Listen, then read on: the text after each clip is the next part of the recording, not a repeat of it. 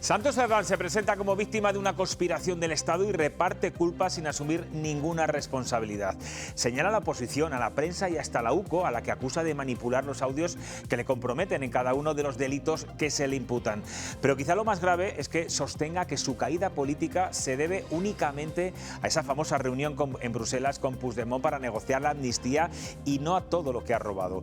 Elocuente es también que haya salido en defensa de la llamada fontanera Leire 10. La comparecencia de Cerdán en el Senado ha tenido de todo, incluso una amenaza al PSOE al preguntarse si el partido está en condiciones de reprocharle nada desde un punto de vista ético.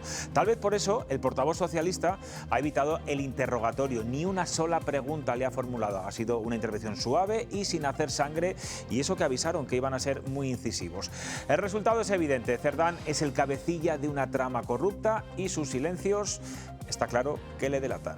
Aquí arranca Cuestión de Prioridades.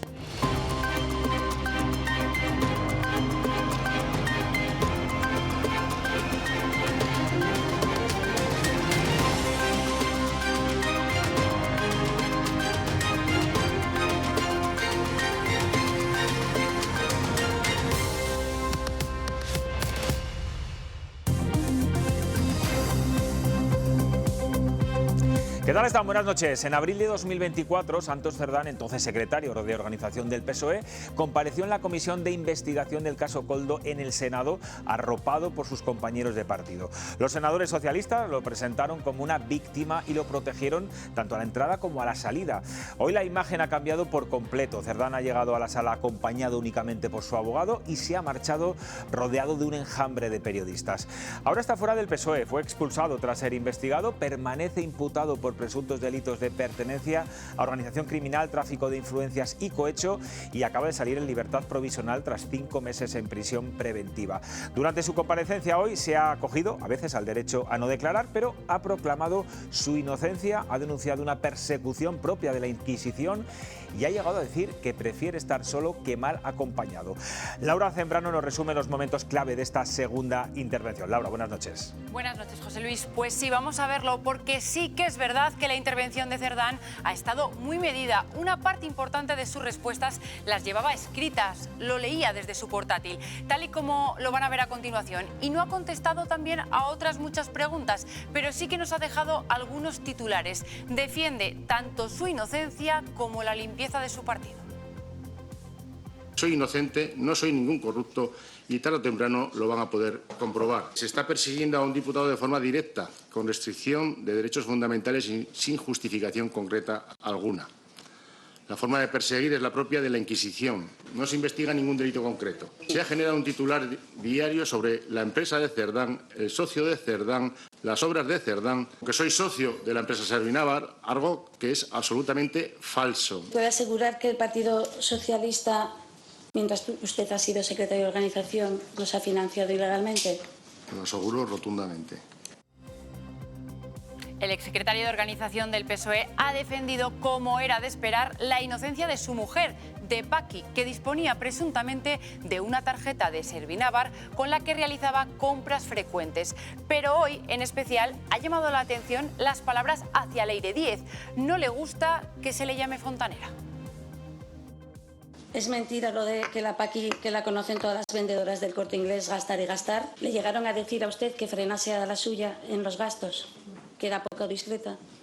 Yo le pido respeto hacia mi mujer.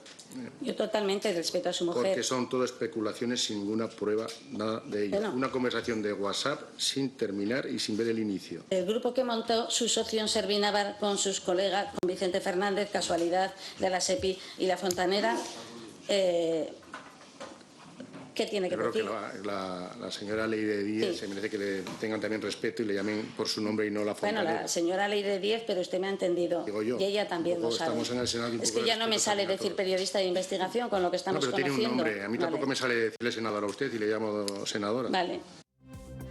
Y otro momento destacado ha sido el turno de preguntas del senador del PSOE, aunque preguntas como tal ha hecho pocas o ninguna a Santos Cerdán. Alfonso Gil confesaba que era una de las intervenciones más difíciles de su vida. Atención a los mensajes de Cerdán hacia él y hacia el partido por no acompañarle hoy. Compañeros, a esos que dice que les ayudó a llegar al gobierno. Hoy parece ser que ya nadie le da apoyo. Pero Mejor en solo cualquier que mal caso, acompañado, no se preocupe. Mejor solo que mal acompañado. pues eso, pues... Usted y yo somos viejos conocidos. Usted va a entender mejor que nadie que hoy estoy haciendo una de las intervenciones más difíciles de mi vida. Sí me va a permitir que le haga un reproche ético. Hágase usted una pregunta. Si usted está en condiciones de hacerme a mí un reproche como el que me ha hecho. Bueno, pues después de esa amenaza velada de Cerdán al senador socialista y de que este no le formulara ni una sola pregunta en la comisión, los periodistas han abordado a Alfonso Gil. Había mucho que preguntarle. Sí, porque ante tal advertencia de Cerdán había dos preguntas en el aire. Si esto es un mensaje de Santos Cerdán hacia el partido porque tiene información que se sale de la ética, ya sea de Alfonso Gil o de más personas del PSOE. Y también por qué el partido ha sido suave en la comisión y no le ha formulado ni una sola pregunta. Esto decía Gil al respecto. Un absoluto cedimiento de una persona que está sometida a una verdad judicial. Hemos visto que no ha hecho muchas preguntas, no ha hecho ni una sola pregunta al señor Cerdán. Nos habían dicho que iba a ser un interrogatorio incisivo. ¿Por qué? Hemos dejado claro lo que el Partido Socialista piensa de toda la situación. ¿Y la presunción de inocencia solo vale para el PSOE? Vale para todo el mundo. Para todo el mundo. Por supuesto. Gracias. Bueno, vamos con otro caso porque son muchas las informaciones que cada día acorralan más a José Luis Rodríguez Zapatero por su posible mediación en el polémico rescate de la aerolínea Plus Ultra, que actualmente se está investigando judicialmente, y por los posibles chivatazos al empresario que fue detenido después de reunirse con él en un monte. Zapatero no ha dicho aún esta boca es mía, pero eso sí, se ha encargado de trasladar a varios medios que todo lo que se está publicando no es cierto. Niega mediar en el rescate ni usar un móvil de prepago para dar ese posible chivatazo. Y ante esto, la presidenta de la Comunidad de Madrid ha sido crítica. Isabel Díaz Ayuso se cuestiona qué oculta Zapatero, qué intereses tiene y por ello cree que debe dar explicaciones. Cosas que están saliendo estos días del entorno del expresidente Rodríguez Zapatero, que debería dar cuenta si sigue gestionando en el nombre de España intereses, para que conociéramos qué interés le mueve a representarnos con tantos pactos con tantos países y tantos negocios. Pero son muchos más, son los pactos de legislatura con Navarra en el centro, a lo que nos acostumbramos, pero está ahí, y de aquí nació la legislatura.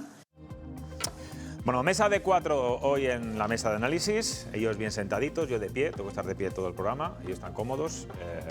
Arturo Pinto, buenas noches. Hola, buenas noches. Javier Gómez Calvo, ¿cómo estás? Isabel Jiménez ha tenido una lesión en la pierna, entonces casi mejor que estés sentada, ¿eh? Sí, mejor sentada. Hacía tiempo que no venías. Sí. Gracias. Muchas gracias por la invitación para volver. Eso, gracias. Encantada. Jesús Quijano, ¿cómo estás? Bien, no tengo inconveniente en cambiarte el sitio. Yo sé que me quieres quitar el sitio, sí, me lo ha dicho muchas veces. Yo, si temo que alguien me quite el puesto es por Jesús Quijano, ¿eh? O sea que eso tenerlo muy claro. Jesús, ¿cuánto tiempo llevas en el Partido Socialista? Desde el año 74, pues... Pues mira, fue el año que yo nací, 51 años. Pues 50. ¿Y cuántas crisis has vivido? Imagino que muchas. Sí, y de muchos tipos. ¿Esta es la peor? Pues probablemente sí, porque he vivido otras de muy distinta naturaleza, políticas, pero esta tiene además yo creo que un componente moral, esta crisis. Algunas otras también lo tuvieron, ¿eh? Pero yo creo que no con esta magnitud. Qué sé yo, se han hecho muchas comparaciones, incluso se hacen dentro del partido. No, lo de Roldán fue peor.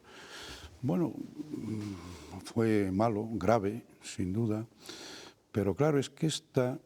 Roldán mezcla la corrupción con la moralidad por el tema del acoso, ¿no? Me imagino. Ya, por seguir con esa comparación, Roldán no tenía ningún cargo dentro del partido. Era un cargo público que hizo algunas cosas por las que pagó la pena correspondiente, pero la situación de ahora es que además de afectar pues, a la actividad pública, incluso gubernativa, ¿no?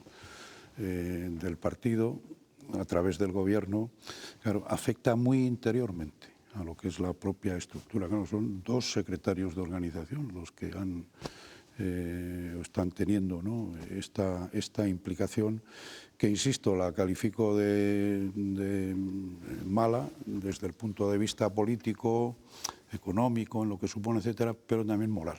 Y para mí pues obviamente esa es una dimensión importante y lamentable. Y aunque ya no, me imagino que ya no tienes un gran poder de decisión dentro de tu partido, aunque sé que te escuchan, sé que hay mucha gente del partido que te ve cuando vienes al programa, que te leen cuando escribes tus tribunas en el norte de Castilla, bueno, y que siempre, y algunos incluso te llaman.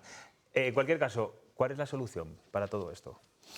Bueno, pues la solución hay que plantearla en dos ámbitos, ¿no? En el político público institucional, pues yo creo que ahí está dicho todo. O sea, yo he estado durante un tiempo diciendo que la situación era muy propia para una cuestión de confianza. O sea, cuando tienes duda de si mantienes la mayoría con la que fuiste investido, pues el mecanismo es la cuestión de confianza. Ahora mismo ya tengo duda de que eso fuera suficiente. No sé si saldría adelante o no, pero bueno, yo creo que ya estamos más cerca de la conveniencia de terminar la legislatura. Sé que hay pues un inconveniente incluso técnico y es el encadenamiento de elecciones autonómicas de los próximos meses. Bueno, no sé si habría que esperar a ver qué pasa, también a ver qué resultados se producen ahí y en su caso pues pensar en una celebración de elecciones generales o bien allá como antes del próximo verano, pues claro, depende de cómo hayan salido las andaluzas, o en otoño. Esto es inmediatamente después, en septiembre, octubre. Anticipadas en cualquier... Pero en cualquier caso yo creo que anticipadas. Estamos en una de estas, porque a veces la reflexión política, no, hay que ganar tiempo a ver si la tormenta va pasando, tal. No, yo creo que estamos en un punto en el que esperar perjudicará más, creo yo. Yo lo comparto contigo. Creo que eso de que vamos a esperar a que escampe, que en política funciona muy bien, ¿eh? A Rajoy le venía muy bien estas cosas de, bueno, me meto, desaparece, ya vendrá otro lío. Sí, es que eso Rajoy, pero en este caso esto es como... Rajoy lo sabía hacer. Lo de esperar sí que se notara. Sí, pero aquí hay mucho racimo. Arturo, llevamos unos días donde PSOE y Sumar están escenificando una especie de enfrentamiento, que no le gusta lo que dicen uno. Bueno, primero Yolanda Díaz puso ese límite o esa exigencia de que hay que remodelar el gobierno. Ayer ya rebajó el nivel y dijo simplemente que una reunión que se va a mantener este viernes, por ejemplo, una reunión que va a mantener PSOE y Sumar, con un bajo nivel, digamos, no va a ir un ministro ni va a ir Yolanda Díaz. El PSOE va a mandar a su secretaria de organización y lo mismo va a hacer Sumar. ¿Qué va a pasar el viernes? ¿Qué juegos o qué florituras son las que están haciendo ambos partidos para que, no sé si piensas que esto va a quedar en nada o finalmente hasta qué punto puede estar Sumar aguantando y desgastándose también con todo lo que está ocurriendo? Yo creo que es un juego de artificio en la medida en que, porque el PSOE de alguna manera está supeditado un poco a lo que diga el presidente, que en este caso, si me permite, don Jesús Quijano se ha convertido en un partido un poco caudillista en ese sentido.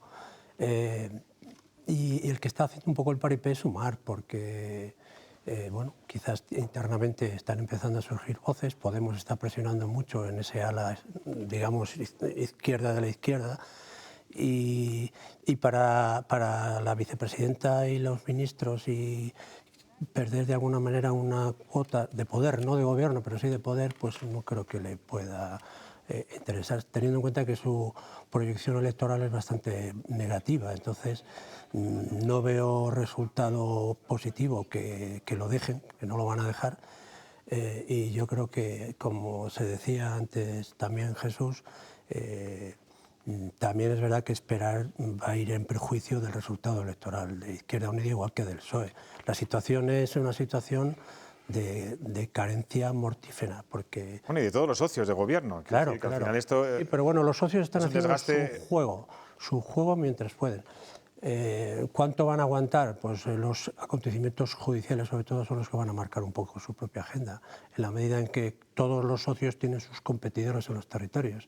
Llámese Bildu con el PNV, llámese la alianza catalana con respecto a los independentistas de Junts y de Esquerra, entonces, pero es que es todo un sinsentido. Como decía Jesús, yo creo que el presidente es el que tiene la sartén por el mango y ahora mismo no hay ni oficio ni beneficio, y para él, pues si quiere seguir en esta situación, será por motivos de, bueno, pues guardarse, como se dice, las componendas, ¿no?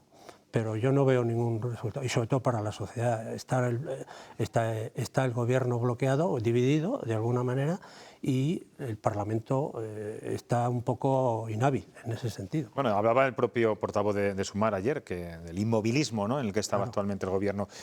Javier, yo sé que tú has sido un gran defensor de las políticas del gobierno, políticas sociales, políticas económicas. Claro, ¿cómo se puede seguir legislando?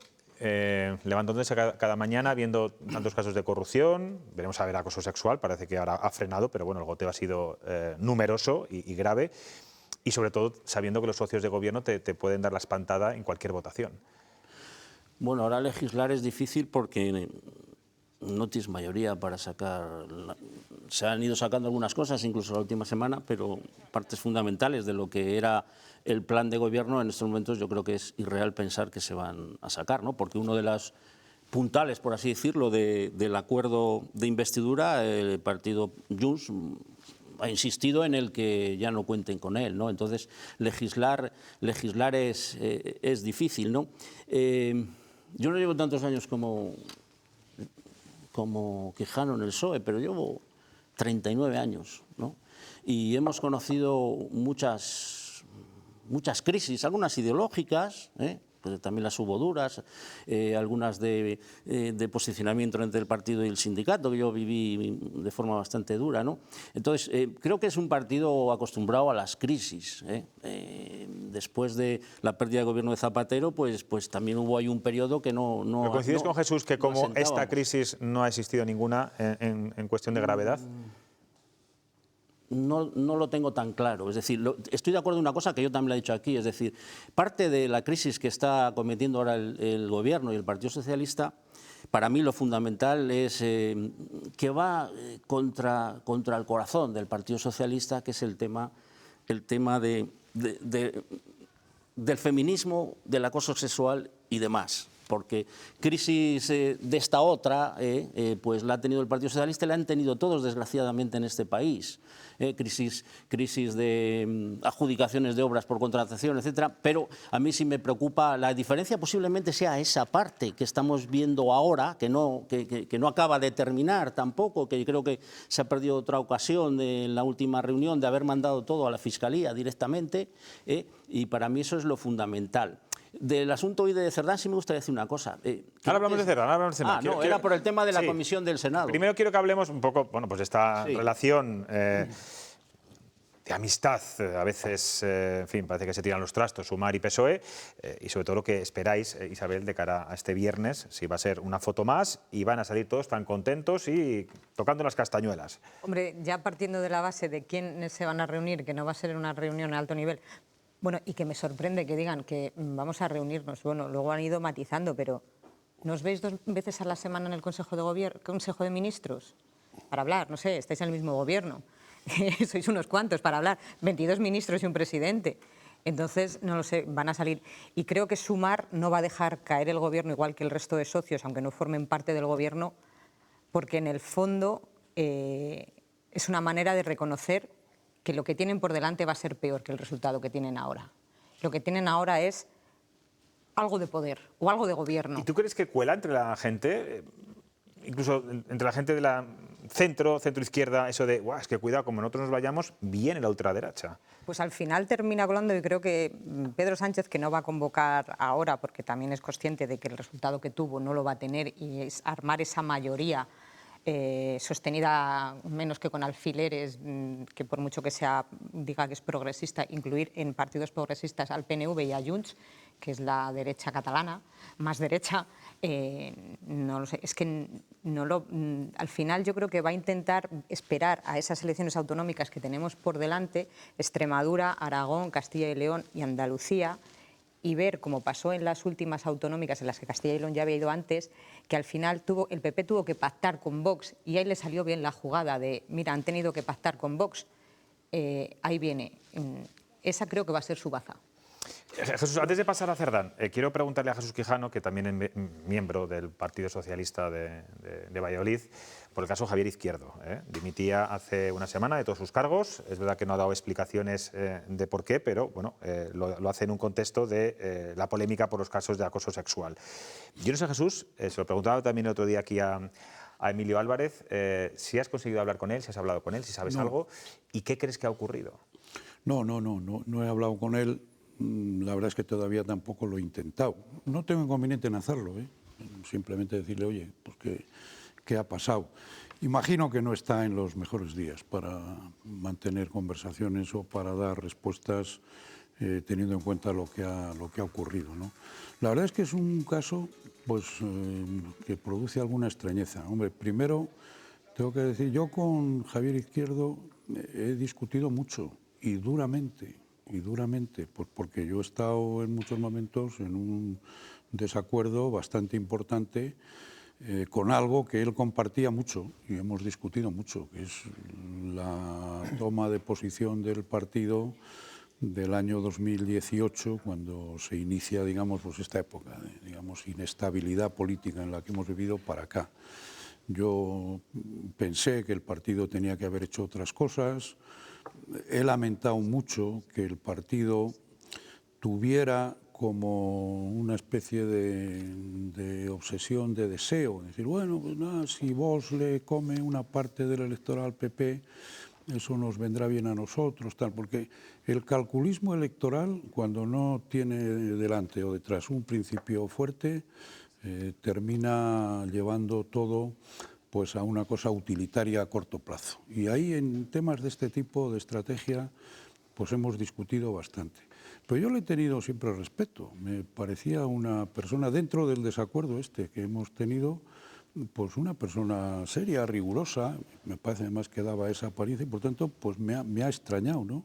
Extraño es que tampoco se conozca que hay una denuncia formal. No la hay. En principio, nadie del Partido Socialista ha dicho que haya, por el canal o la vía interna de acoso sexual, haya llegado ninguna denuncia. Hay que pensar, hombre, algo habrá porque si no, no hubiera dimitido, ¿no? Hay rumores, hay muchos rumores, pero claro. Entonces, hablamos, es que yo me niego a dar por supuesto que si esto sigue así, cuando haya elecciones aquí va a haber una gran caída del PSOE y va a pasar todo eso, ¿no? Quiero decir que en las elecciones que vamos a vivir en los próximos 3-4 meses no solo se la juega el PSOE, es decir, vamos a ver en las primeras horas del domingo que evidentemente ahí se parte de un desastre de candidato, porque presentar a un candidato procesado pues evidentemente es ya entregar la mitad del partido, ¿no?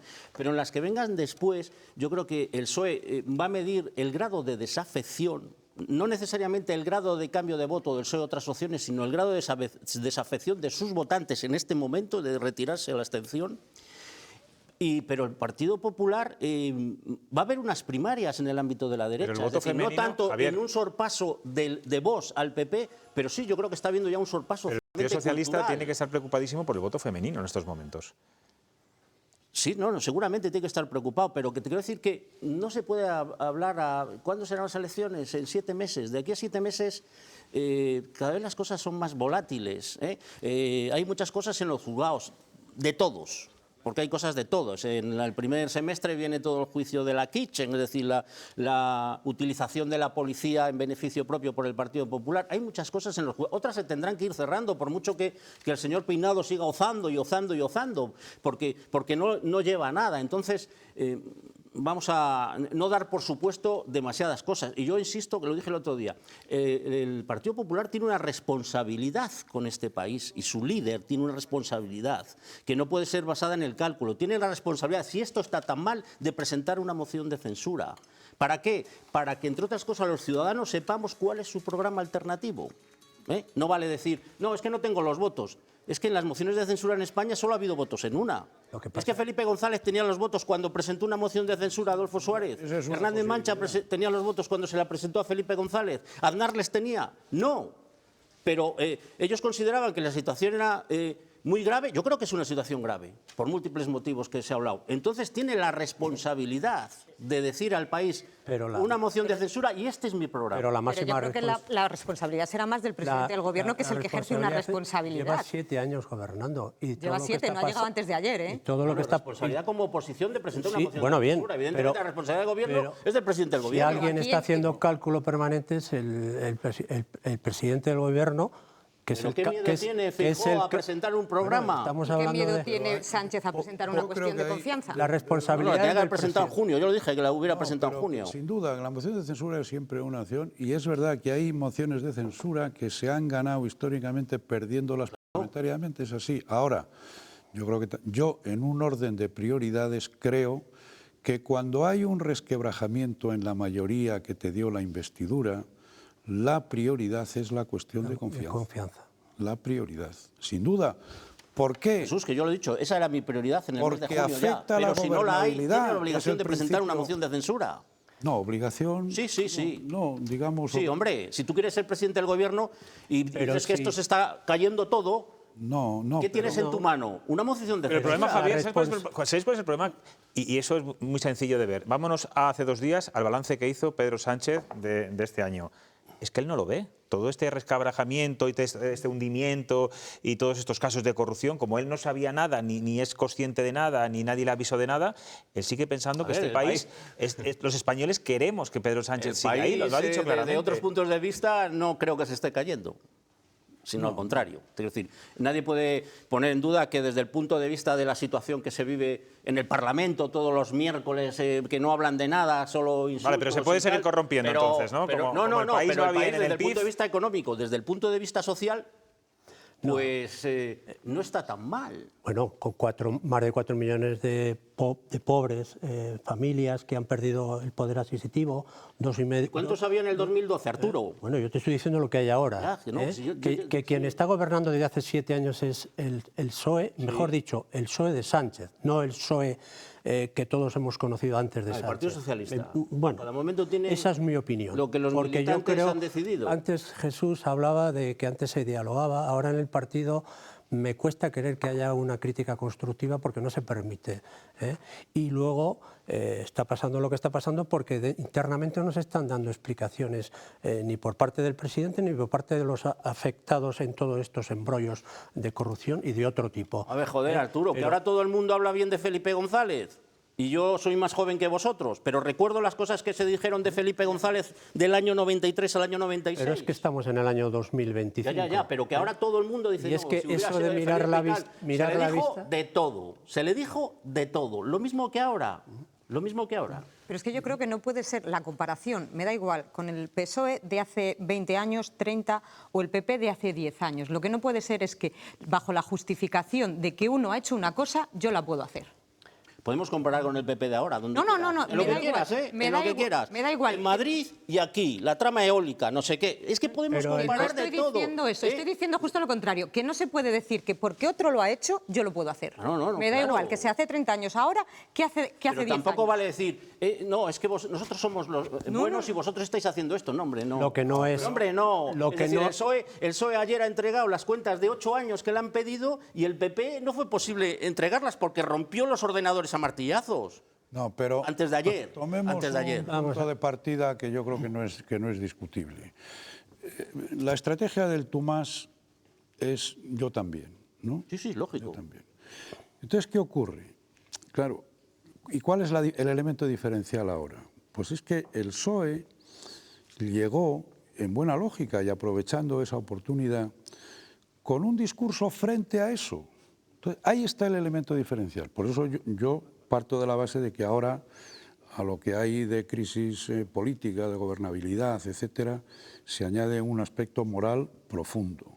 Cuando tú llegas al gobierno sobre esa base, con una moción de censura, lo que pase a partir de ahí te va a penalizar más que al otro.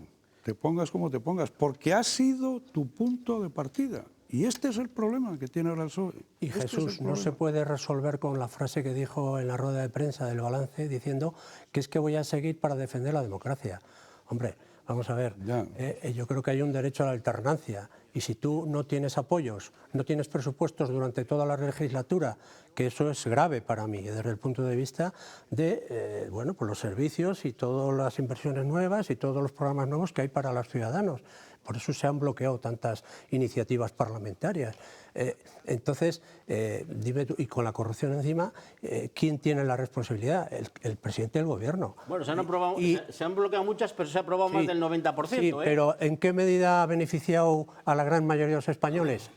No ha beneficiado. No ha beneficiado porque, insisto, la macroeconomía puede estar muy bien en las cifras, pero en la microeconomía va mal porque la gente cada vez tiene menos recursos para llegar a final de mes y los jóvenes tienen unos salarios menores que sus progenitores y tienen un problema en acceder a la vivienda. O sea que vamos a hablar de algo táctil. Pero lo que ha subido el salario mínimo un 63%, sí, pero, a lo que se ha puesto el PP 2 veces. Sí, pero se sube el salario mínimo, pero también se han subido los impuestos, con lo cual... ¿Qué impuestos, Arturo? Te lo pregunté otro día. Se ha subido la carestía de la vida, en estos últimos años se ha subido la carestía del precio de la compra entre un 30 y un 40%, que es estadística oficial. Pues imagínate con un salario mínimo de 735. Con esa situación y con la situación de que no hay presupuesto, no tienes estabilidad parlamentaria y tienes todo un racimo de casos de corrupción que está por ver, que va a pasar, pero que esto está generando una inestabilidad interna dentro de tu propio partido,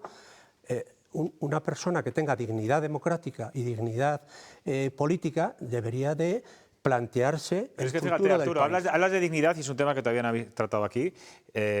Y Jesús, que es de otra época, donde los políticos, hombre, también mentiríais, digo yo, ¿no? De alguna forma mentiríais, pero no de la forma... Omitíais la verdad. Sí, pero de forma inteligente, seguramente, y los ciudadanos nos enterábamos. No tan descaradamente. Claro, pero Pedro Sánchez, por ejemplo... había menos redes y no había cosas... No, esto no es una cuestión de redes, esto es una cuestión de decir cosas públicamente. Claro. Pedro Sánchez dijo en sede parlamentaria que el señor Rajoy tenía que dimitir antes de que saliera la Gürtel por su responsabilidad en vigilando. Y Pedro Sánchez dijo que un gobierno sin presupuestos era como un coche sin gasolina. Ambas cosas las está sufriendo él ahora mismo en sus propias carnes. Y ahí se mantiene. Hablamos de coherencia, hablamos de... Tampoco dimitió Rajoy, José Luis. Pedro Sánchez lleva 7 años. Rajoy no dimitió. A Rajoy le echaron en una moción de censura, pero no dimitió. En esto del Itumás yo lo que quería decir... Si el PSOE, si el Gobierno no tiene mayoría en estos momentos en el Congreso, es que habrá otra mayoría. A mí, plantéese. Lo que es preocupante para el militante socialista, y eso te lo cuentan en la calle, es que la sociología del voto está cambiando de forma radical. Pero no solo el voto del PSOE, ¿eh? Sí, estoy hablando en general. Y eso es culpa de la gestión del señor Sánchez y su gobierno. Totalmente. La sociología del voto está cambiando situación familiar, cosas que suceden fuera de España, Arturo. La situación familiar ha empeorado y eso es algo táctil, que lo estamos viviendo. Publicaba la portada del Mundo de hace una semana, 300.000 votos de votantes socialistas van a votar a Vox, lo cual...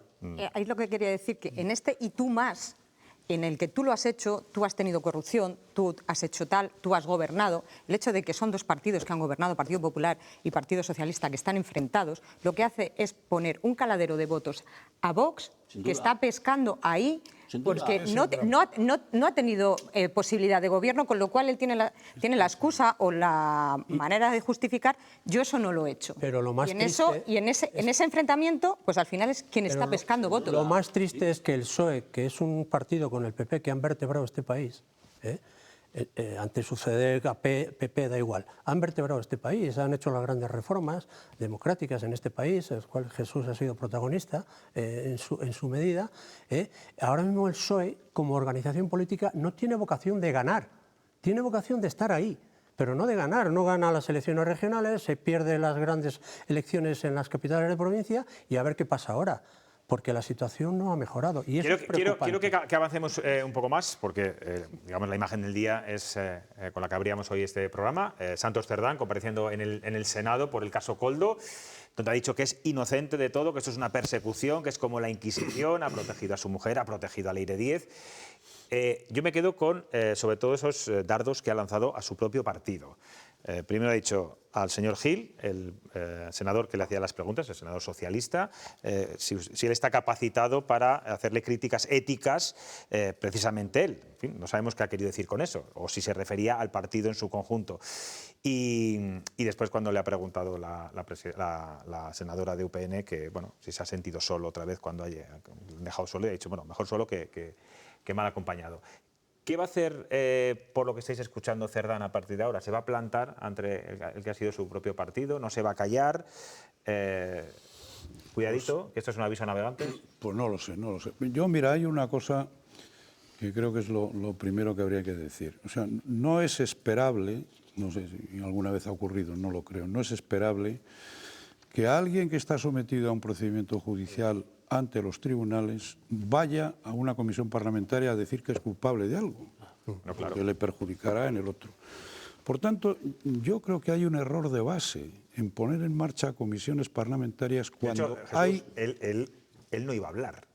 Pero yo creo que le han calentado tanto bueno, ya, seguro. que al final ha ido diciendo frase tras frase. Sí. Bueno, lo llevaba leído, con lo cual preparado lo llevaba. Tenía el abogado cerca también. Hombre, lo que está claro es que sí que ha demostrado sentirse solo de su propio partido, en la medida en que la comparecencia de abril del 24 era muy diferente por parte del PSOE. Con respecto el contexto judicial que tenía claro, no tenía nada que ver. No era lo mismo. Hay un abandono, evidentemente. Jesús, que tiene experiencia parlamentaria, yo no sé si es normal que una comisión lleve ya 2 años.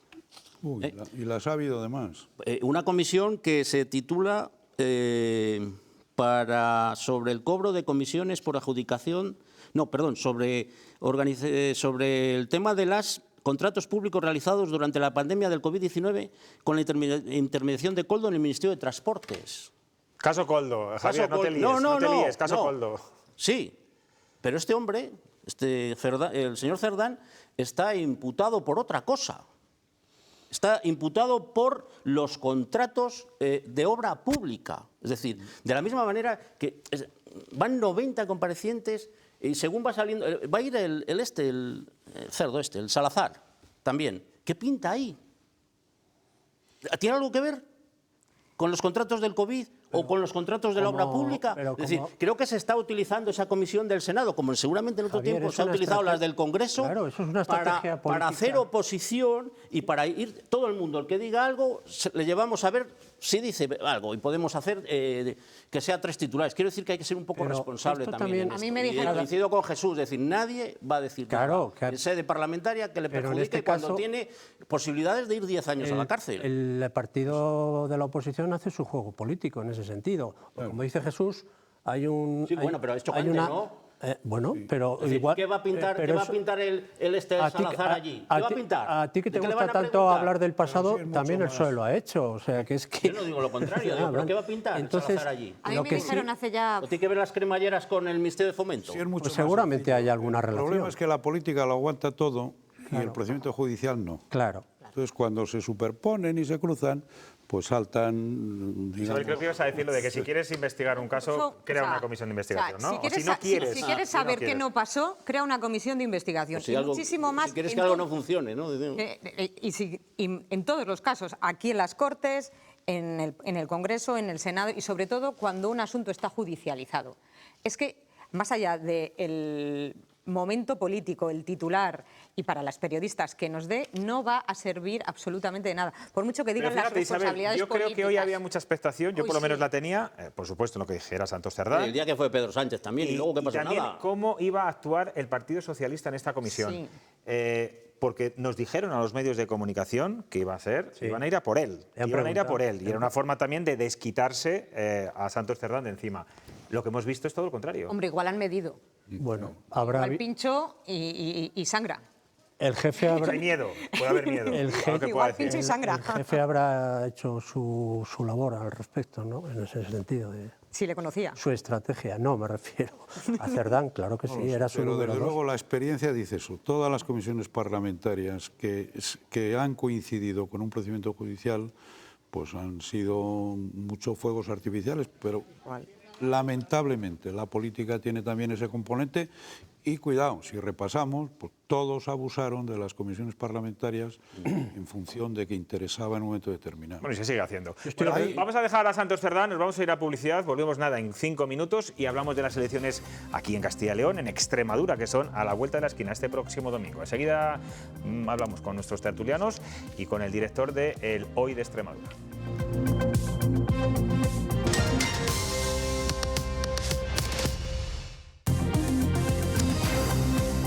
Bueno, pues nos vamos a ir directamente a Extremadura, donde este domingo se celebran las elecciones anticipadas y donde todos los partidos tienen los ojos puestos porque lo que allí ocurra puede ser un reflejo de lo que vaya a pasar posteriormente en otros comicios. Nos escucha desde la redacción del Hoy de Extremadura su director José Orantes. ¿Qué tal? Buenas noches, compañero.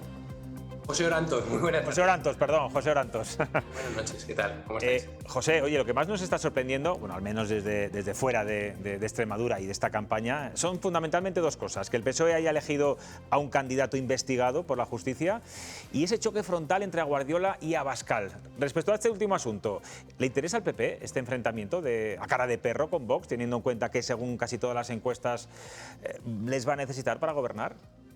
Yo creo que sí, pero creo que sí porque además y este enfrentamiento nace en una entrevista que nos concede a nosotros al diario de Extremadura, nos concede Santiago Abascal, y en la que el origen de esta pelea o de este rifirrafe está en esta entrevista en la que Abascal, nosotros titulamos que quizás el PP debería buscarse otro candidato o debería cambiar de candidato si quiere llegar a gobernar, ¿no? O algo en ese sentido. Guardiola reaccionó furibunda y está empezando a sacar réditos de ese. Yo creo que está empezando a sacar réditos de esa posición. Yo creo que le interesa porque ya marcó distancias en la primera oportunidad que tuvo para negociar con Vox, que aquello acabó como el Rosario de la Aurora, con la presidencia de la Asamblea de Extremadura en manos del PSOE. Y creo que esta vez está empezando a fijar su posición. Del mismo modo que creo que ellos tienen mejores encuestas de las que tenemos los demás, ¿no?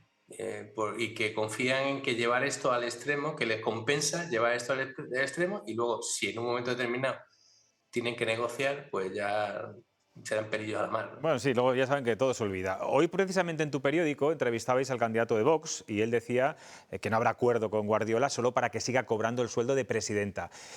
¿Tú crees que Vox, o por las fuentes que tienes, la información que tienes, va a querer entrar en el gobierno después de salir despavorido de todas las comunidades hace año y medio?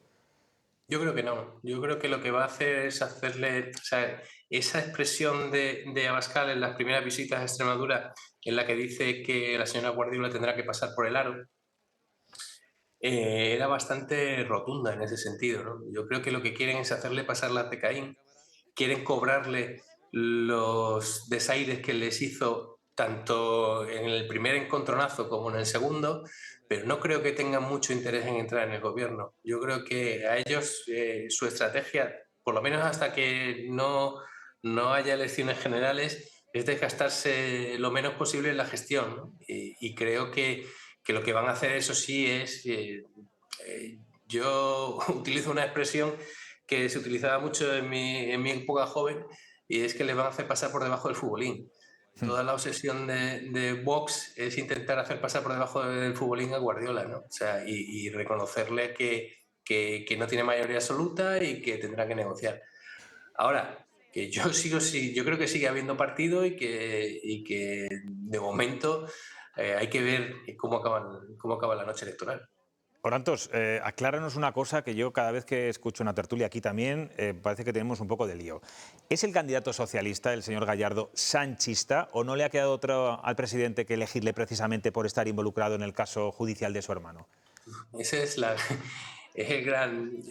Es que precisamente el resultado de las elecciones, o si por fin el PP logra mayoría absoluta o se potencia Vox o se potencia a Unidas Podemos, va a estar en la clave en el suelo electoral del PSOE. En su estrategia de defensa en el tema en el que está imputado, Miguel Ángel Gallardo aduce que él no podía beneficiar a un hermano de Pedro Sánchez cuando en las primarias, aquellas famosas primarias entre Pedro Sánchez y Susana Díaz, él respaldaba como el PSOE extremeño en casi su conjunto a Susana Díaz y que entonces no tenía ningún favor que deberle. Desde luego, en las primarias, ha ganado 2 primarias. Hay que reconocer que este señor ha ganado en menos de un año 2 primarias en el PSOE de Extremadura, que está al frente del PSOE de Extremadura porque lo han elegido sus militantes. No sé si ahora mismo Ferraz tiene el músculo suficiente en sus tentáculos territoriales como para quitar y poner un candidato que la militancia ha reforzado. No lo sé, no lo sé. Porque no había, quiero decir, es que parece como de sentido común, no había otra opción en el PSOE de Extremadura. Porque entiendo que claro, esto le puede penalizar y no sé si puede ser el mayor batacazo del Partido Socialista en una comunidad como la tuya, donde el PSOE ha tenido siempre muchísimo poder. Probablemente sea el mayor batacazo. De hecho, ha habido 2 candidatas, de hecho, 2 mujeres candidatas, las 2 por el PSOE de Cáceres, 2 candidatas a las primarias y a las 2 las derrotó. O sea, el poder territorial que Miguel Ángel Gallardo tiene en la Diputación de Badajoz, gracias a la Diputación de Badajoz, en los territorios de la provincia pacense, que recuerdo es la más grande, en la que tienen una mayor presencia y tienen un control. Ahora mismo está saliendo en las imágenes una figura clave en estas elecciones, que es el alcalde de Mérida, que es el único alcalde que el PSOE mantiene en las grandes ciudades extremeñas, con las ciudades extremeñas, que el alcalde de Mérida, Antonio Rodríguez Osuna, que desde el principio se posicionó del lado de Miguel Ángel Gallardo, y aún no hay unos intereses y unos votos en las primarias que le han hecho, claro, él tenía todo el poder territorial de alcaldes y de municipios pequeños de Badajoz, más el que le beneficiaba a Antonio Rodríguez Osuna, que le veis ahí en imágenes pegando el cartel en el comienzo de la campaña. El poder territorial es tanto el que ha evidenciado que no ha habido manera. Y en la provincia de Cáceres, ya digo, 2 mujeres con presencia, las 2 diputadas, una exconsejera, con Guillermo Fernández Vara, que eran 2 buenas candidatas y a las 2 las derrotó de forma contundente. Bueno, si el resultado es malo, luego siempre cabe esa posibilidad de que Pedro Sánchez culpe a su candidato y que el candidato culpe al declive del presidente del gobierno. El partido, ¿no? En este carrusel de elecciones que vamos a entrar en los próximos meses, empezáis el domingo, ¿crees que es extrapolable lo que ocurra este domingo en Extremadura con el resultado de Aragón y de Castilla y León? Yo creo que no. Pero creo que no por las circunstancias especiales, precisamente lo que estábamos debatiendo hace un momento, ¿no? O sea, lo que estábamos argumentando hace un momento. O sea, es que la figura del candidato del PSOE es tan singular que me cuesta trabajo, incluso pensando en la situación, en el lío que tiene preparado Pedro Sánchez a nivel nacional, que le vaya a afectar tanto como le va a afectar al PSOE en Extremadura presentar un candidato imputado sin carisma y sin ningún ánimo o sin una perspectiva de victoria o de gobierno, ¿no? Yo creo que por eso ese matiz es el que a mí me hace ver que igual no es extrapolable la situación. Oye, esta misma pregunta que te acabo de formular la hemos lanzado también en las redes sociales a nuestros seguidores. Ahí la van a ver. ¿Cree que el resultado en Extremadura se extrapolará a Aragón y a Castilla y León? Y la verdad es que ha estado bastante igualado, ¿eh? Un 51% cree que no y un 49% cree que sí. Yo creo que las circunstancias aquí son bastante características. Sí. Bueno, y tú lo has dicho, ¿eh? Es clave la figura o el perfil que tiene el señor Gallardo. Orantos, mójate, hazme una porra. Yo llevo un mes y medio haciendo porras. Yo estaba hablando de 32, que el PP llegaría hasta 32 diputados, que sube Vox casi hasta el doble, 8 o 9, que Unidas Podemos también se potencia y el descalabro del PSOE. No me atrevo a decir que el PP llegará a la mayoría absoluta, pero creo que sigue habiendo partido y que que ellos siguen teniendo abierta esa posibilidad. Cuando hemos visto hoy la programación de los cierres de campaña, y cómo se han centrado todos los cierres de campaña, prácticamente todos los cierres de campaña, no todos, de las 4 fuerzas principales en la provincia de Badajoz, algo nos hace indicar que andan, que los tracking que manejan, andan buscando un diputado por la provincia de Badajoz que podría ser la clave de todo y desentrañar todo este problema electoral que se nos viene. Pues nada, queda la recta final. Ya sabes que hay algunos partidos, a veces le suele pasar siempre al PP, que los últimos días se le hacen muy largos, ¿eh? O sea que, bueno, a ver qué pasa en estos últimos, 4 días hasta el domingo. José Orantos, muchas gracias por atender a Castilla y León Televisión y a trabajar mucho este domingo, ¿eh? Me imagino que el cierre será largo. El lunes tenemos la lotería de Navidad. Eso es. O sea que tienes que estar despejados. Muchas gracias, compañero. Muchas gracias. Adiós.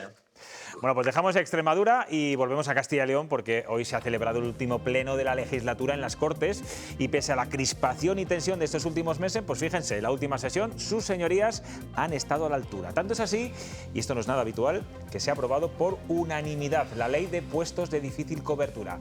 Laura, cuéntanos en qué consiste esta norma promovida por PP y Vox. Sí, el objetivo es llenar aquellas plazas de médicos y enfermeros que por sus características son difíciles de cubrir. Se trata en la mayoría de los casos de plazas en el medio rural. Para incentivar su cobertura, la ley contempla, por un lado, incentivos económicos y, por otro, mejoras de flexibilidad en el horario laboral. Durante los primeros meses de 2026 se concretarán cuáles son esas plazas de difícil cobertura y ya será el nuevo gobierno que salga de las urnas quien desarrolle en su totalidad la ley. Las dificultades para cubrir determinadas plazas han generado tensiones. No se trata de política. Se trata de garantizar que cada ciudadano, viva donde viva, tenga acceso a la atención sanitaria que necesita.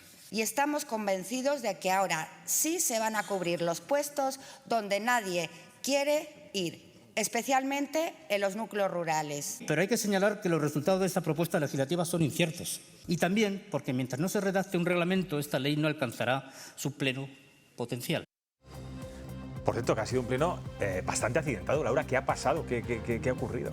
Pues ha pasado un poco de todo. El pleno se ha suspendido hasta en 2 ocasiones, la más larga durante 1 hora a causa de un fallo del sistema informático.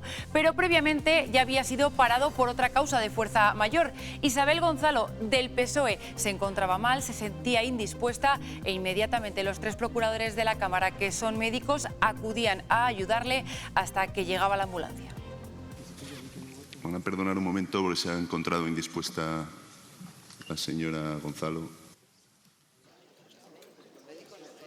Vamos a suspender durante 5 minutos a la espera de que llegue la ambulancia.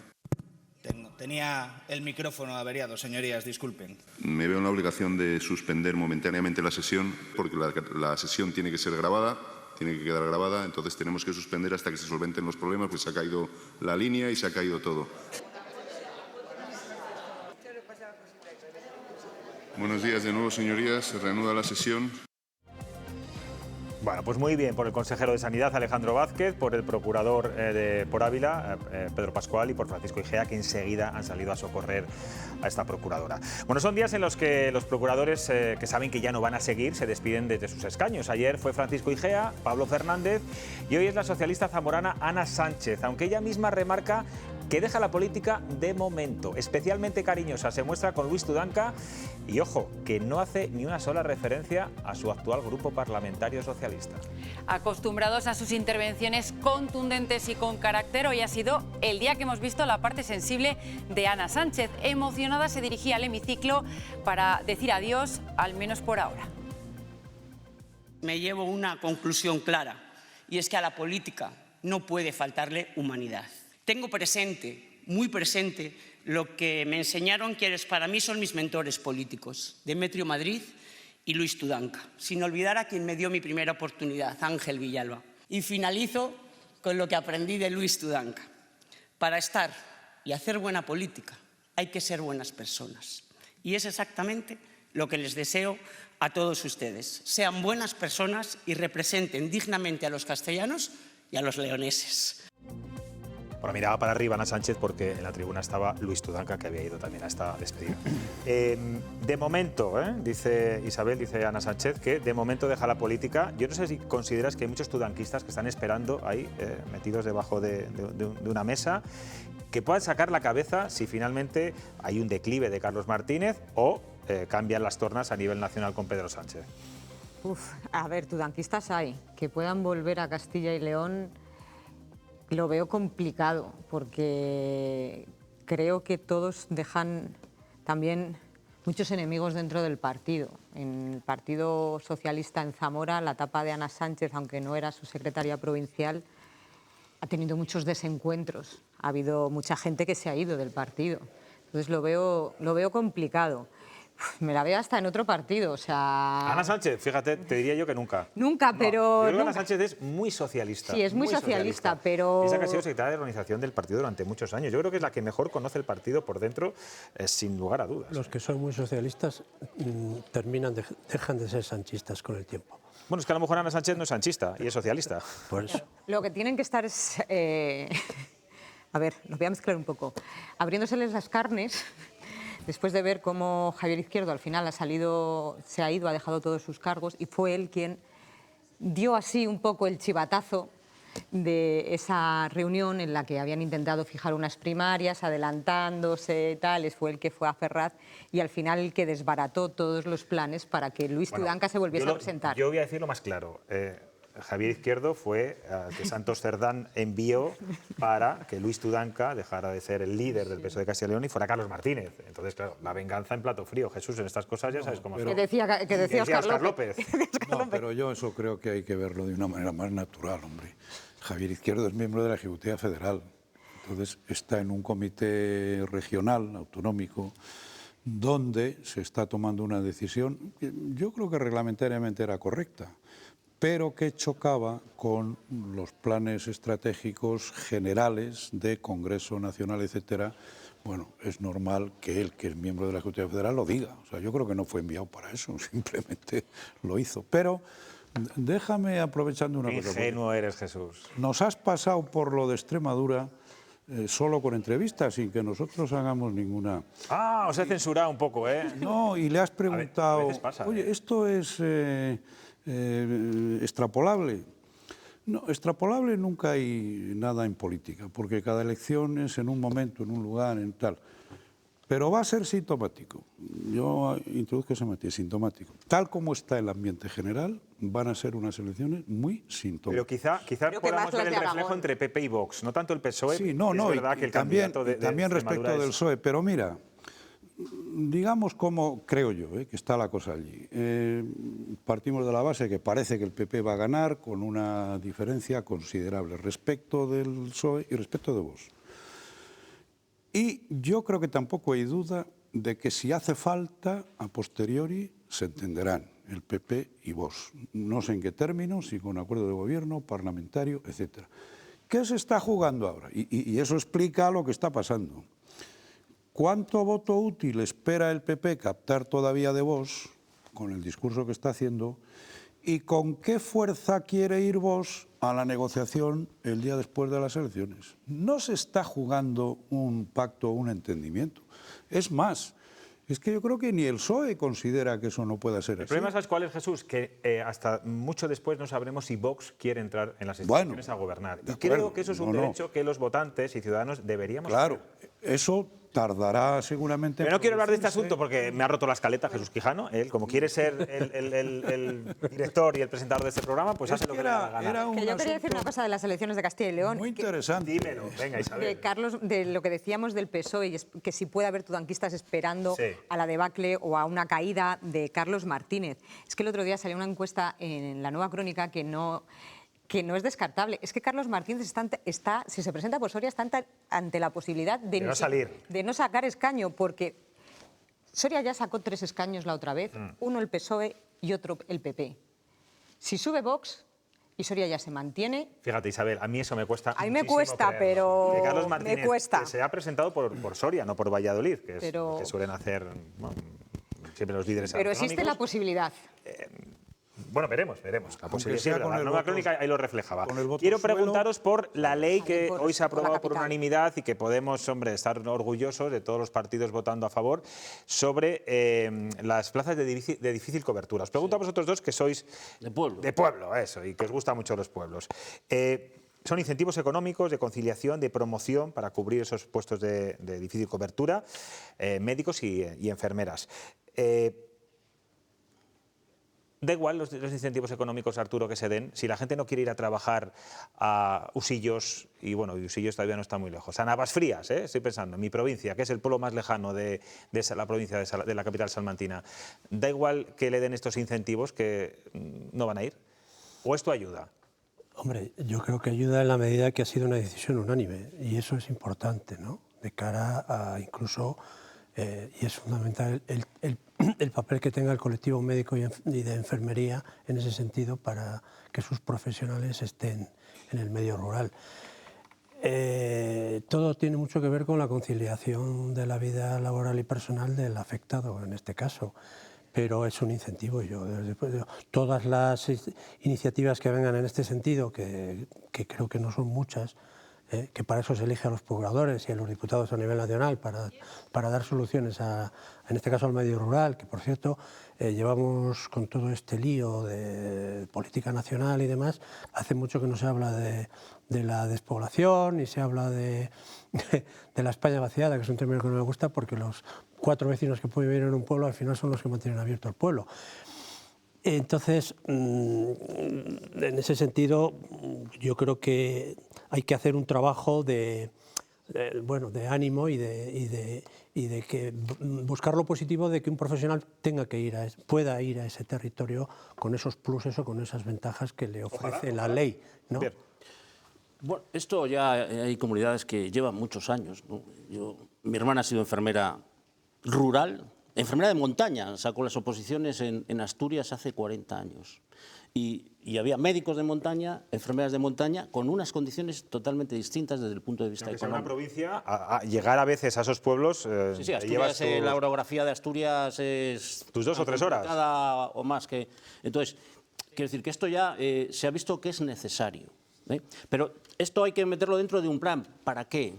Es decir, hay que redefinir los consultorios locales y los centros de salud, porque teóricamente todavía debemos mantener como 800 y pico consultorios locales, es decir, que no se han borrado de la ley. Evidentemente hay que ir a una nueva articulación de eso, y esto tiene que ir pensado en eso, es decir, vamos a ver si conseguimos que a San Salvador de Cantamuda, que es donde soy yo, ¿no?, vaya un médico que tiene casa o vaya un enfermero. Y lógicamente, si no hay un incentivo económico, el resto de incentivos que ya se trataron en su momento, de valorarles más en los concursos, etcétera, etcétera, se ha demostrado que no vale. Tiene que haber un incentivo económico, pero que lo pensemos para qué. Es decir, para hacer un nuevo mapa de consultorios que sea real, no mantenerles abiertos por decir tenemos 800, y que pensemos que para eso. Y solo una cosilla, para que hubiera tudanquistas tenía que haber tudanca. Entonces, si ya no está Tudanca, no puede haber tudanquista. Yo, que también soy de pueblo, creo que hay que hacer una mezcla de incentivos económicos, fundamental, porque al final tú estás teniendo a lo mejor un gasto por desplazarte a esos lugares, y otros incentivos profesionales. Y también de que tu puesto como pediatra en el centro de salud de Carbonero el Mayor, en mi provincia, no signifique que pasas consulta 3 días en Carbonero y otros 2 en Riaza, porque es que están a 80 kilómetros, así creo que si no calculo mal. Entonces, claro, es que eso también es un lastre. Hay que mirarlo todo eso, que se hagan esas plazas atractivas también para el profesional, para su carrera, porque a lo mejor alguno quiere jubilar. El médico de mi pueblo, cuando yo era pequeña, se jubiló allí. Y ahí se quedó. Y allí se quedó. Posiblemente es condición necesaria para recuperar la sanidad en los pueblos, pero es totalmente insuficiente. Bueno, como me gusta que en esta mesa salgan nombres de pueblos. Siempre me gusta mucho. Es cierto lo de la ordenación del territorio con respecto a los servicios sanitarios, en el territorio ya sabemos lo que ha pasado en esta comunidad, que cuando se ha intentado... Eso ya son palabras mayores. Bueno, ¿saben ustedes cuál es la palabra del año? En este programa ya les puedo decir que la hemos pronunciado mucho durante un tiempo y, bueno, sigue estando de actualidad. No le voy a dar más pistas, enseguida lo van a ver. Antes nos vamos con la viñeta de Chema Nieto.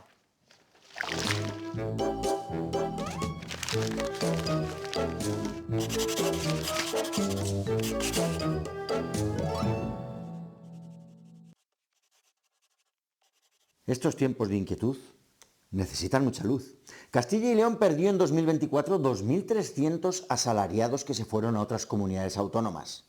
1.000 a Madrid, 500 a Valencia, 300 a Cataluña. Hay que ver las cosas por el lado bueno.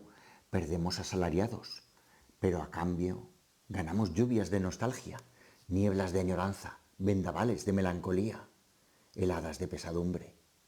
Ojos empañados por las lágrimas, narices congestionadas por el llanto, labios temblorosos por la pena, pechos estremecidos por la tristeza. ¿Cómo no vamos a poner cada vez más luces de Navidad con tanta gente mirándonos desde lejos de casa? Más luz en cada rincón de Castilla y de León. Bueno, tan contentos que estamos nosotros por esa ley que ha salido por unanimidad, y hoy está Chema Nieto, pues como ven, muy pesimista. Chema piensa que ahora todos estos que dices vuelven a casa por Navidad, no te preocupes tanto. Pues vamos a cambiar de asunto y, como les decía antes, la Fundación del Español Urgente ha elegido hoy la palabra del año, que no es otra que un sustantivo que atemorizó al mundo la pasada primavera y sigue haciéndolo, aunque en menor medida. El año pasado, no sé si recordarán, fue la palabra Dana. Laura, ¿cuál es este? La palabra de 2025 es arancel. La hemos repetido 1000 veces como consecuencia de las amenazas de Donald Trump y por ello ha sido elegida como la palabra del año. Entre las otras finalistas también hay algunas relacionadas con este tema, como por ejemplo trumpismo o tierras raras, pero tampoco faltan aquellas que hacen referencia a catástrofes, como es el caso de macroincendio o del apagón. Lo recordarán en el mes de abril, pero también los conflictos internacionales están muy presentes. Hablamos de boicot, como el de Israel, y también de los drones rusos, y sin olvidar otros acontecimientos del año, como el nombramiento del nuevo Papa.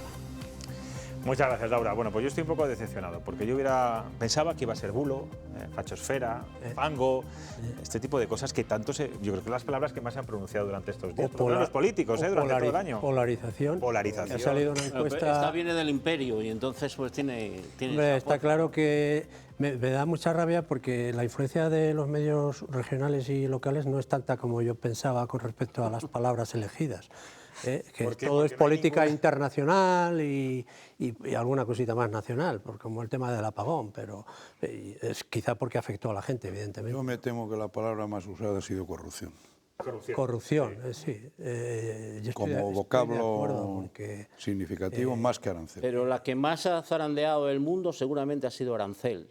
El mundo, pero en estamos general, hablando... Sí. Pero algunas personas porque no saben lo que es. Se ha utilizado no como arma económica, como está pensado el arancel en sus orígenes, ¿no? Sino como arma política. Es decir, se ha utilizado las amenazas de aranceles incluso para ver si un expresidente de Brasil no entraba en la cárcel. Se ha utilizado las amenazas de aranceles a China o a los otros para temas políticos. Entonces, yo creo que sí, es una cuestión de uso, es la palabra elegida por esta fundación, que es la RAE.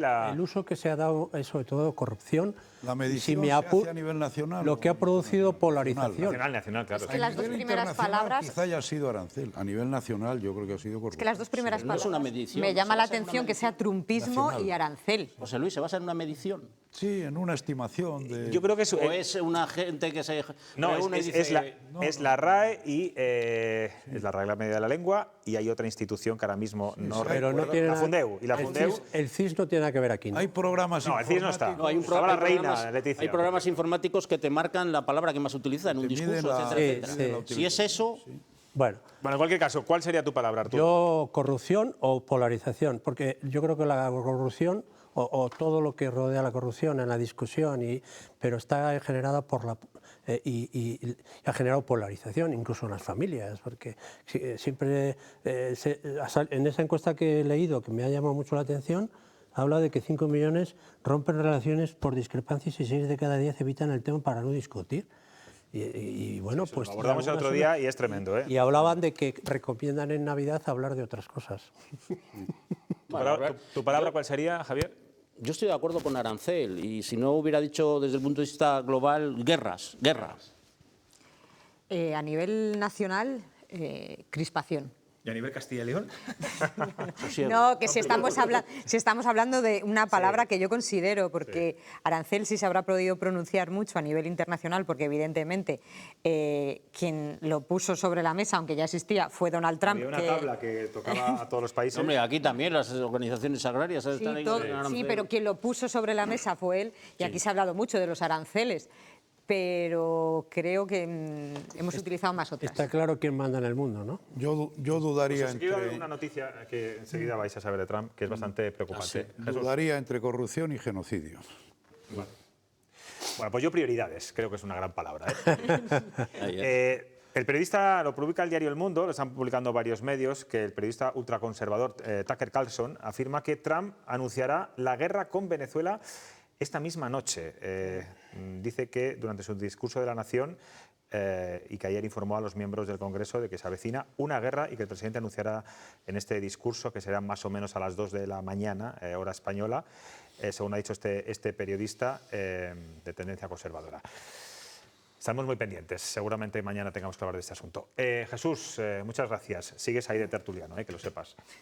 Sigues que no estás aquí. Que no me cambias. Ay, perdona, que si nos queda Soraya. Vamos con el último cotillo de la cotilla influencer de Soraya Lázaro. Lo tiene ya preparado, vamos a verla.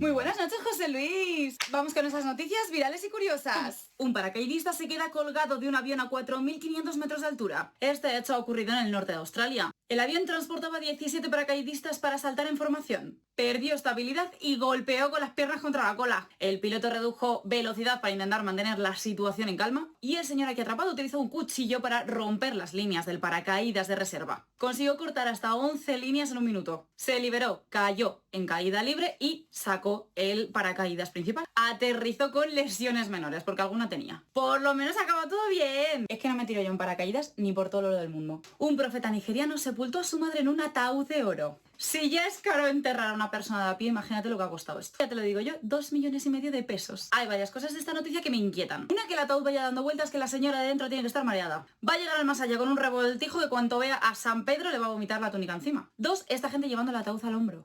Uno de oro. Si uno normal pesa, no me quiero imaginar. Y 3, el ataúd de oro en sí. ¿Para qué? Si ya te has ido para otro barrio, por Dios. Esta es la frase literal de que vas a ser la más rica del cementerio. A mí me incineráis, dejaos de tonterías de tumbas y tumbos. Yo a arder, además qué coñazo que luego me tengan que llevar flores de vez en cuando. Yo ahí en fantasma viendo cómo me venís a echar la chapa. Que yo no lo veo. Y por último, un músico enseña a su pulpo a tocar el piano en menos de un año. Surrealista esta noticia. Crea un piano acuático y le enseña con cangrejitos dónde tiene que tocar cada tecla para que el cangrejo vaya bajando y se lo coma. Y así va haciendo una melodía. Adquirió este pulpo a un pesquero portugués y le está convirtiendo en todo un artista. A mí es que me cuesta comer pulpo después de estas noticias. Y hasta aquí el cotillo de hoy. Yo me quedo por aquí bichando por las redes sociales y la semanita que viene os lo cuento todo. ¡Mua! Por la semanita que viene no sé a quién se lo vas a contar, a mí no, desde luego, porque yo voy a estar aquí. Estamos hasta el martes, señores, lunes y martes seguimos aquí, pero el miércoles, que es cuando está Soraya Lázaro, no, estaremos ya de vacaciones. Jesús, que te decía que sigues de tertuliano. Y yo te digo que sin acritud y para que no veas que tengo ninguna diversión, feliz Navidad y próspero año nuevo para los oyentes y para ti también. Y yo también, te deseo lo mismo a ti y a tu familia. Isabel, feliz Navidad. Igualmente. Sigue recuperándote de la pierna. Gracias. Feliz año. Feliz año. Sabes que yo soy más del feliz año de la Navidad. Pero la Navidad está aquí muy cerquita. Javier, ¿qué te felicito entonces? Porque parece que encima me gusta decir feliz Navidad. Feliz Navidad. Y que el próximo 2026 esté lleno de prioridades, pero que a ver si es posible que la primera sea el entendimiento. Eso. Y que estas noticias tan feas que llevamos contando en los últimos meses cambien. Arturo, feliz Navidad. Os deseo salud y mucha alegría. Pues igual. Que falta. Eso es. Pues salud para todos. Mañana les veo a las 11 menos 25 de la noche. Descansen y disfruten. Adiós.